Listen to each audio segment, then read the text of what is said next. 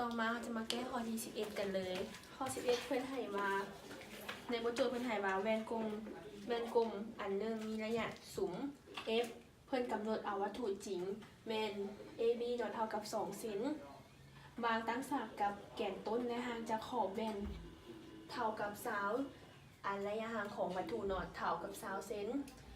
แล้วเห็นว่ารูปที่มีขนาดใหญ่กว่าวัตถุ3เทื่อของวัตถุเท่ากับอันรูปจงซอกหาระยะสุมเท่ากับเท่าใดแล้วเพิ่นให้ซอกหาอันที่ตั้งและขนาดของรูปเท่าใดเฮาเบิ่งจากสูตรเลยจากสูตรเพิ่นให้ว่ารูปส่วนรูปส่วนให้วัตถุเท่ากับs ขีดส่วนให้ s ซึ่งว่า3เทื่อของวัตถุเท่ากับอันของเท่ากับรูปเขาก็เลยจะมาได้เลยก็คือจะได้อยู่3 ab ส่วนให้ ab เท่ากับให้ s ขีดส่วน s เขาจะมาถอนเอา s ขีดเพราะว่าเพื่อนให้ซอกอันที่ตั้งของรูปs ขีดเท่ากับอยู่3 s เท่ากับ3คูณให้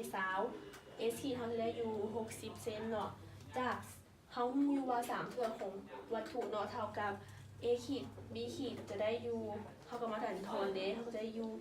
3คูณให้2เขาจะได้อยู่ว่าอันขนาดของรูปของรูปจะเท่าอยู่6เซนแล้ววนจากสูตรจากสูตรอีก1ส่วนให้ f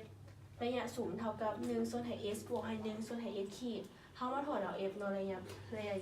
ะยะสุมจะเท่ากับ s ส่วนให้ s ขีดส่วนให้ s ขีดบวก s ระยะสุมจะได้อยู่20คูณให้60ส่วนให้60บวก20ก็จะได้อยู่ 1,200 ส่วนให้80ฉะนั้น f ระยะสุมนี่จะเท่ากับ15เซน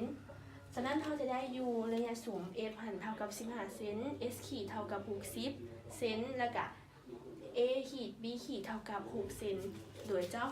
สำหรับบทข้อนี้เขาก็มีเพียงเท่านี้ใจ